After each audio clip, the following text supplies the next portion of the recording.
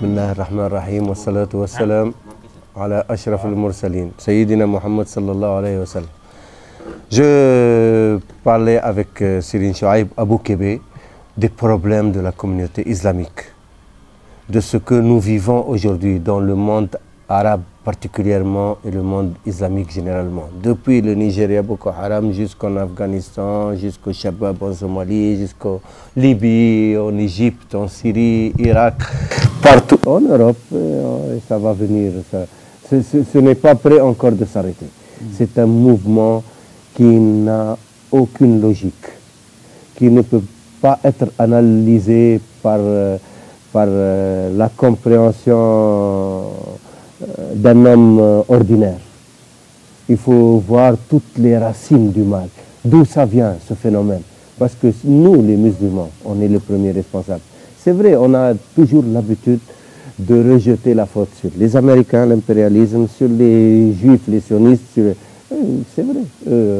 On ne peut pas les considérer comme nos amis ou comme nos partenaires stratégiques.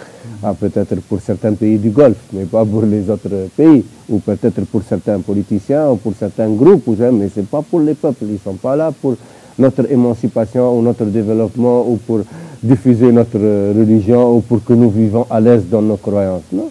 Eux, ils ont des intérêts, ils ont c'est ce qu'ils font. Ils sont tout le temps en train de créer le chaos pour vendre les armes. S'il n'y a pas de guerre, qui va vendre les... Qui c'est qui fabrique les armes?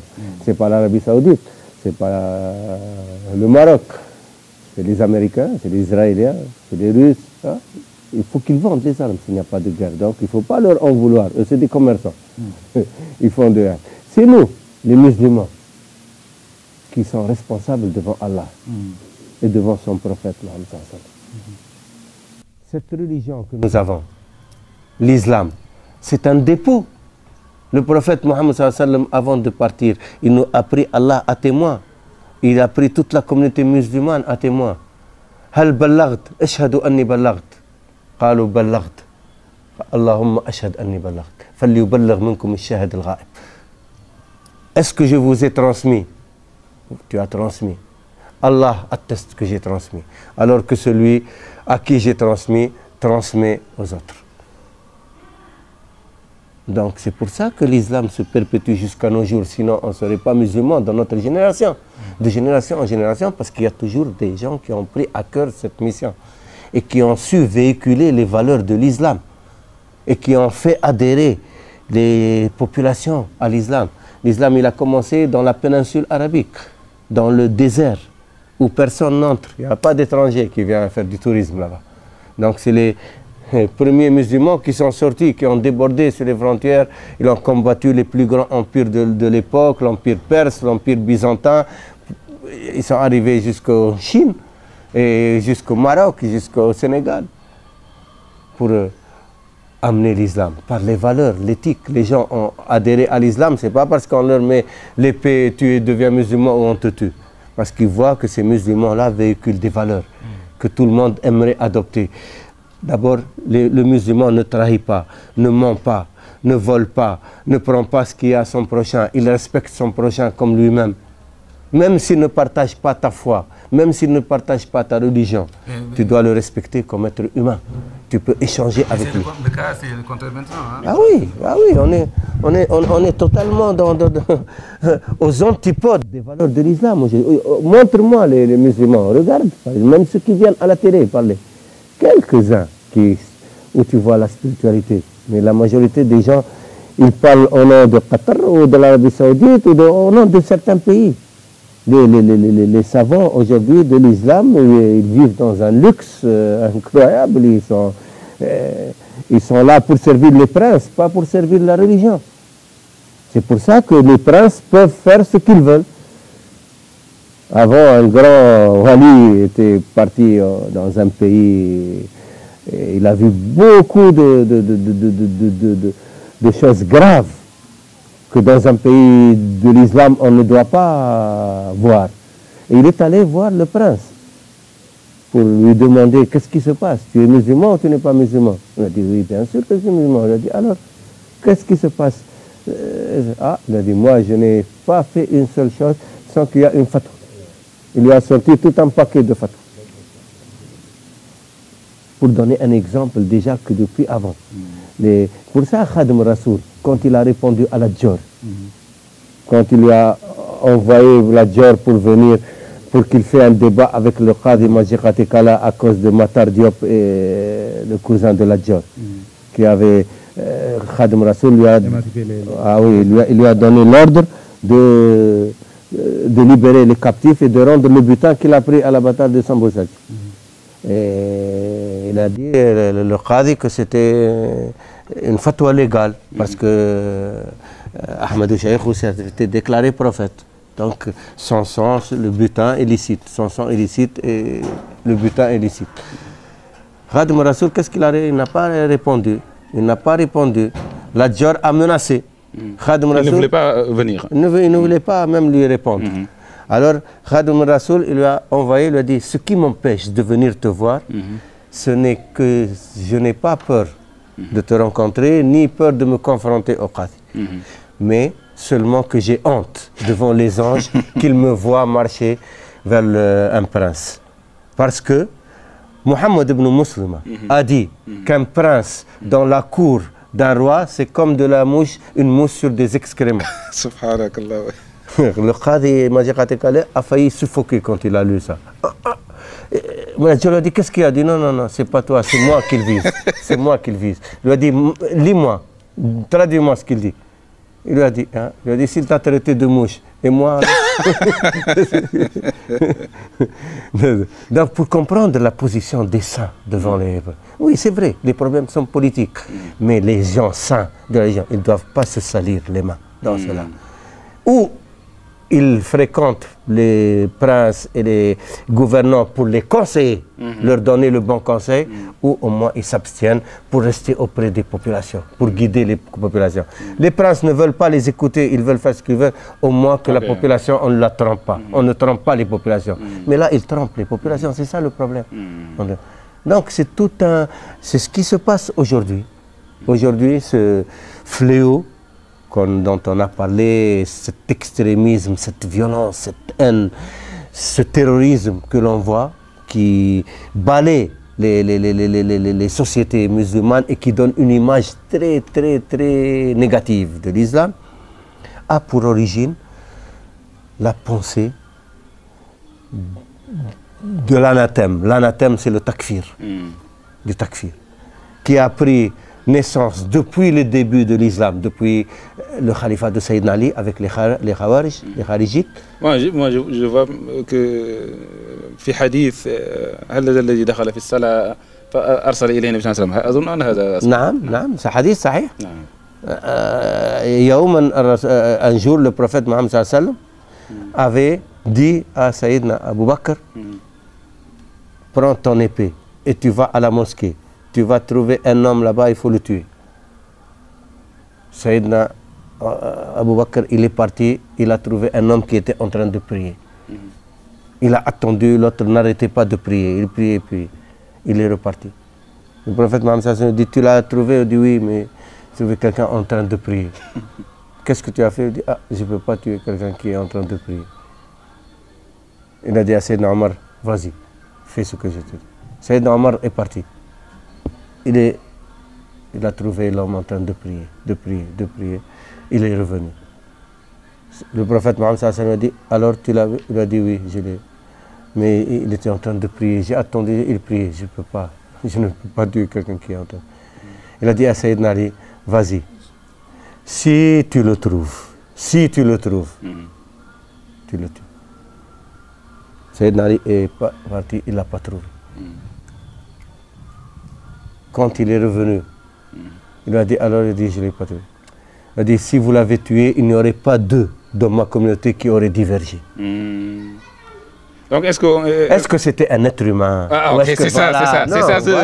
Voilà, il faut comprendre. On ne doit pas le comprendre littéralement. Non, même le jour du jugement, la mort va venir sous la forme d'un bélier. Qu'on va tuer la mort.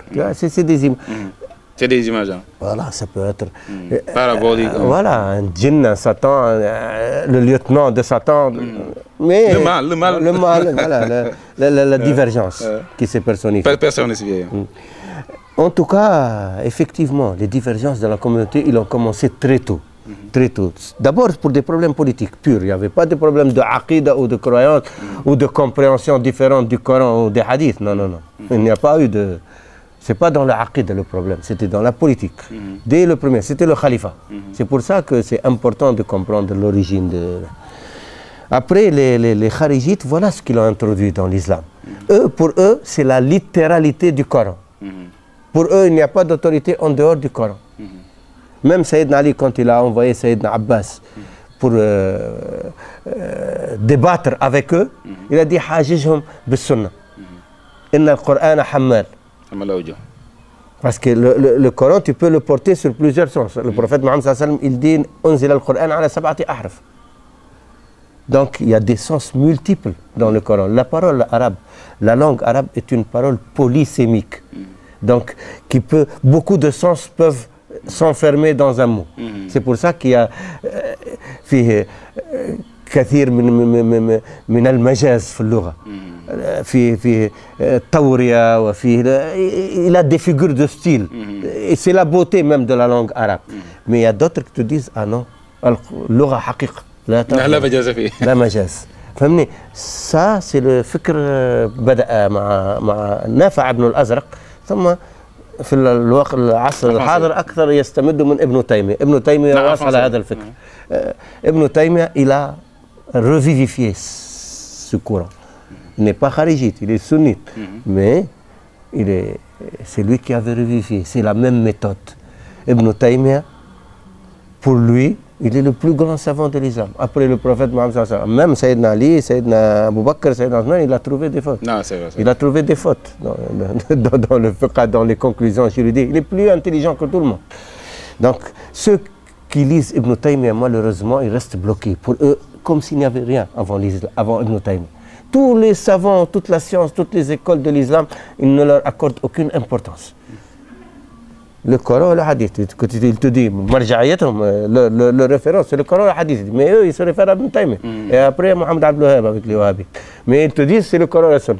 Mais d'après la compréhension d'Ibn Taymiyyah et de Mohammed Abdul Wahhab.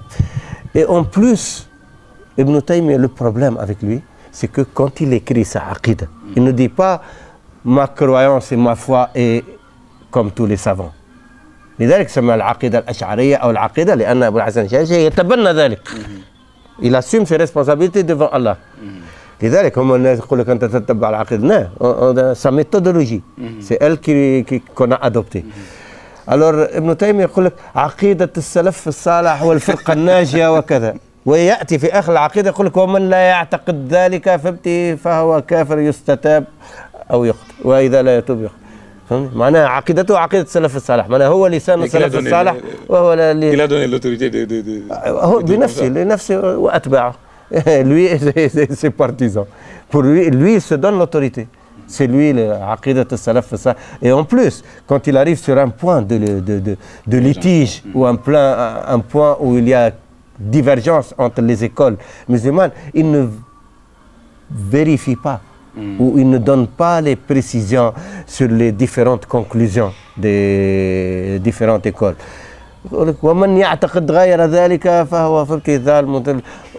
Et quand il vient un savant, par exemple le Ghazali ou n'importe quel savant, il n'accorde aucune importance, sauf s'il a besoin de lui pour appuyer son argumentation. Mais sinon, et le savant tel s'est imaginé ou s'est illusionné en pensant. Donc ceux qui lisent Ibn Taymiyyah, pour eux, ils n'ont plus aucun respect pour les autres savants de l'islam. Et ce qui a créé un problème avec la pensée salafi, néo-salafi d'aujourd'hui, ils se croient plus savants que tout le monde, avec le minimum de savoir.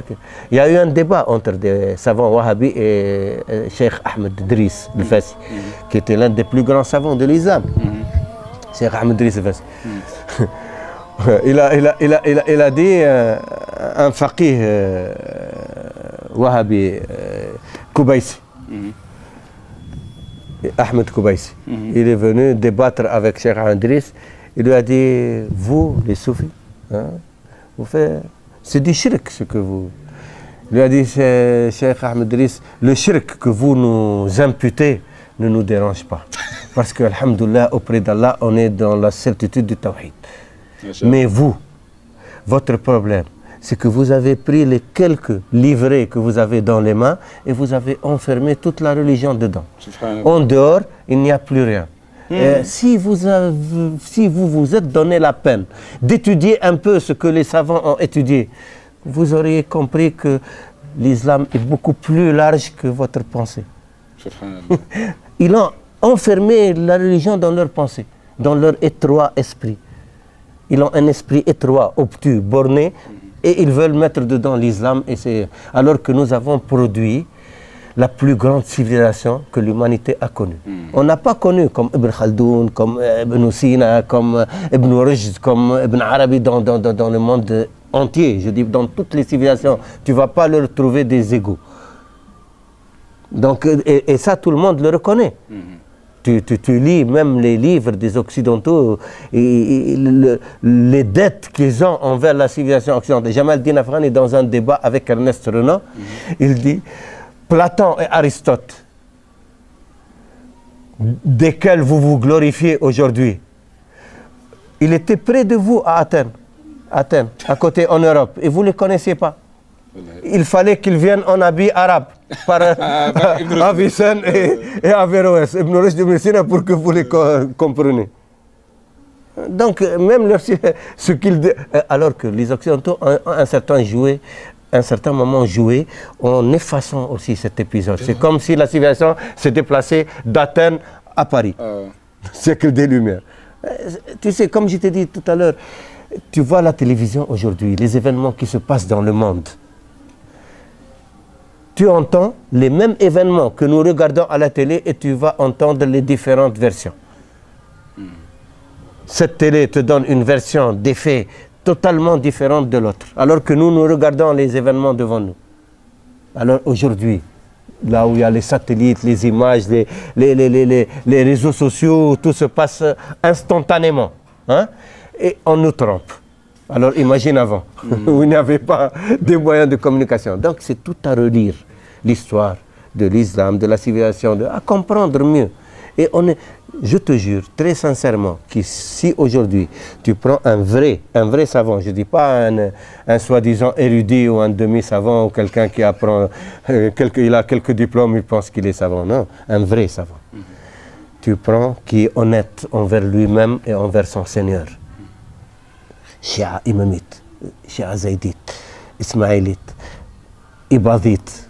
Les kharijites, il ne reste plus aujourd'hui. Les ibadites, maintenant, c'est devenu un exemple pour les autres musulmans.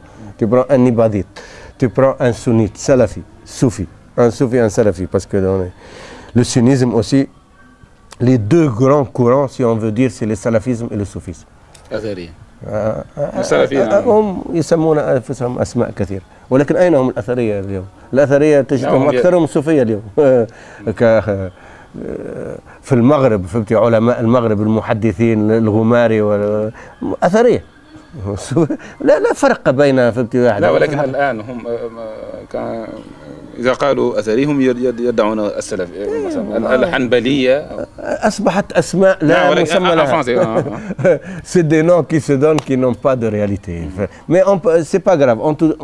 On prend un salafi, un soufi et un chiite imamite et un zaydite et on parle en toute compétence. On a le Coran. Chacun apporte ses recueils de hadith parce qu'ils ont des recueils différents. الإمامية لهم حديث أهل البيت والزيدية لهم مسند الإمام زيد والإباضية لهم مسند حبيب ونحن عندنا البخاري ومسلم والصحاح الستة. Donc on prend et on va analyser, on va se retrouver d'accord. Il y aura quelques points de divergence qui seront de l'ordre politique, même pas de l'ordre théologique, de l'ordre politique. Mais c'est difficile. Tu ne trouveras pas deux savants qui vont se débattre avec compétence et pertinence. Ils vont s'accuser mutuellement. لا أنتم تسبوا الصحابة. Ah non, non, vous insultez les Sahaba. Ah non, non, vous insultez Aïcha. Ah non, non, vous êtes des ennemis de vous avez participé au massacre de Karbala. C'est comme si les sunnites sont responsables de ce qu'a fait Zayd ou Yazid ibn Muawiyah. Et tu trouves d'autres, par exemple, sunnites aussi qui défendront Yazid et qui défendront Muawiyah. D'autres qui se laveront les mains de Yazid mais qui défendront Muawiyah, Sahabi. Et le problème n'est plus un problème de Coran ni de la Sunna. C'est un problème de Yazid, de Muawiyah, des Sahaba, de Aïcha, tout simplement. Alors que ce sont des problèmes qui peuvent être analysés avec un esprit de critique historique, un esprit d'analyse sincère,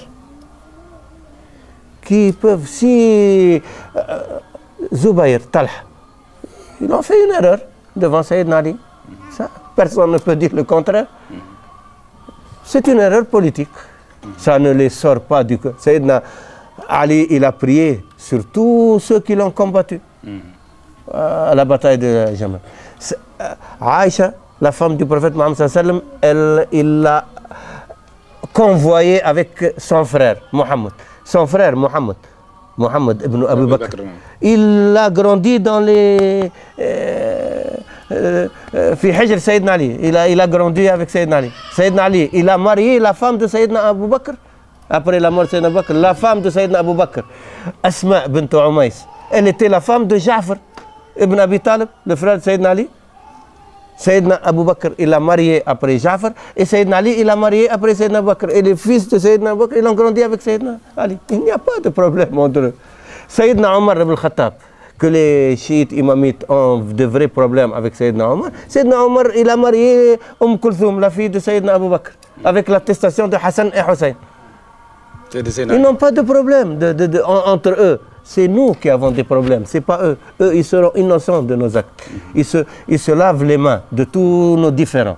Il ne nous reste que 5 minutes, donc on vous prie de préciser. Bon, finalement, comme ces problèmes remontent, tu vois, à des conflits historiques, les gens, les politiciens et les gouvernements jouent sur cela. Par exemple, tu vois aujourd'hui ce qui se passe au Yémen et en Arabie Saoudite, c'est une bataille contre les Perses sassanides, contre le Furs al-Majous, contre les Mazdéens. Où ils sont? Non, l'Iran, alors qu'ils sont en train de bombarder les Yéménites musulmans, leur race, leur origine, ils viennent de Yémen. C'est Ma'dan al-Uruba, le Yémen. C'est la matière des Arabes, c'est le Yémen. La matière première des Arabes. Ils les bombardent, disent on se bat contre les forces al-Majous. Mais pourquoi pas aller... Non, mais c'est de la folie, c'est de la folie. Et tu trouves des savants, ou soi-disant savants de l'islam aujourd'hui, qui appuient ces thèses, qui parlent le même langage. Où est Allah? Où est le prophète Mohammed sallallahu alayhi wa sallam? Où est le Coran? Où est la Sunna dans cela?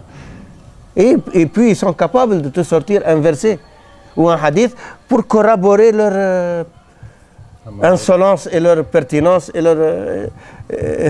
leur point de vue stratégique, politique, mercantile. Ils prennent de l'argent par-ci, par-là, ils jouent sur les... C'est devenu un commerce. La religion, malheureusement, aujourd'hui, c'est devenu un commerce. Et c'est malheureux, mais bon. Comme l'émission est finie, on pourra peut-être développer plus aujourd'hui, mais ce qui est sûr, c'est que les musulmans doivent savoir que tous ces problèmes, ils doivent se laver les mains. Le retour, c'est le Coran. C'est le Coran qui est important. Nous, par exemple, particulièrement dans le mouridisme, on a la chance d'avoir une autorité unique. Pour nous, Khadim Rasoul, c'est le plus grand savant auquel on peut se référer. Après Khadim Rasoul, il y a le prophète Mohammed sallallahu alayhi wa sallam et Allah. Laysa baynana wa bayna Allah wa Rasulullah illa Khadim Rasoul. Donc on a le Coran, on a le hadith et on a Khadim Rasoul, qui est plus qualifié que n'importe qui pour nous apprendre la religion. On a foi en lui, on a confiance, et c'est là le rôle éminent de Khadim Rasoul aujourd'hui, que les mourides comprennent puisqu'ils le vivent, mais que les non-musulmans, s'ils découvraient. ils vont bénéficier de beaucoup de grâces et de bénédictions et de connaissances véritables de l'islam. Ils ne vont plus entrer dans des débats qui n'ont aucune importance ou qui les entraînent loin de ce que nous demandent Allah et son prophète Mohammed sallallahu alayhi wa sallam. Khadim Rasoul, parce qu'il nous a produit les livres du Tawhid, du Fiqh, du Tasawwuf. Et les Amdah Nabawiya et les Ad'iya les meilleurs par lesquels on peut s'adresser à Allah. Donc, c'est complet. On a tout ce qu'il faut pour vivre avec Allah et son prophète en toute innocence, en toute compétence, en toute pureté d'esprit et de cœur, sans être contaminé par tout ce qu'on a vécu dans la civilisation musulmane. Les problèmes des dynasties différentes. D'ailleurs, vous m'avez montré. Vous m'avez montré un texte de Serigne Mountakha parlant de Serigne Touba. On va faire oui, on va faire une émission sur cela parce qu'on va l'analyser au profond. C'est très profond. Il explique Serigne Mountakha que Khadim Rasoul est lui-même un message pour l'humanité. Lui-même, par sa personne, est un message pour l'humanité.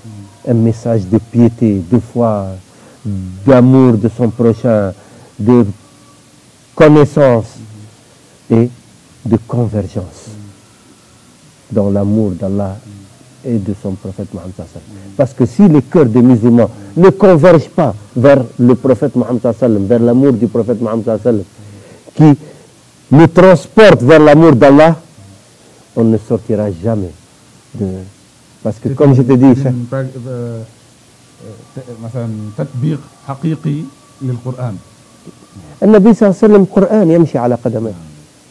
السيدة عائشة لما سئلت عن أخلاق النبي صلى الله عليه وسلم قالت قرآن خلقه القرآن. Aïcha, la femme du prophète Mohammed sallallahu alayhi wa sallam, quand on lui a demandé sur le prophète Mohammed sallallahu alayhi wa sallam quel était ses mœurs, son caractère, elle a dit son caractère, ses mœurs était le Coran. Il était un Coran ambulant qui marchait sur deux pieds. Le Coran, le prophète Mohammed sallallahu alayhi wa sallam, il dit Utitu al-Qur'ana wa mithluhu ma'ahu. On m'a donné le Coran et son semblable. C'est quoi son semblable? Wa innaka la'ala khuluqin 'azim. Et Allah a témoigné dans le Coran. En vérité, tu es d'une telle perfection de mœurs, de caractère. Le prophète Mohammed c'était la perfection humaine. Allah, c'est la perfection absolue. Mais le prophète Mohammed c'est la perfection humaine. Donc, on doit retourner à l'exemple du prophète. Et c'est ça que Khadim Rasoul est venu enseigner à l'humanité. C'est pour ça Khadim Rasoul. Il ne demandait aucun autre titre. Abdullah wa Khadim Rasoul. C'est ça ce que Serigne Mountakha a expliqué. Mais on va faire une émission parce qu'il a écrit des passages très très importants et très profonds. Serigne Mountakha, je ne crois pas qu'aujourd'hui quelqu'un peut compétir avec lui dans la connaissance divine, sincèrement. Après Serigne Saliou, je n'ai pas vu, sincèrement, jusqu'à présent. Sincèrement, peut-être qu'il y a que je connais pas. Une occasion Inch'Allah. de en parler Inch'Allah dans la prochaine émission. Donc on termine ici. Salam alaikum wa rahmatullahi wa barakatuh.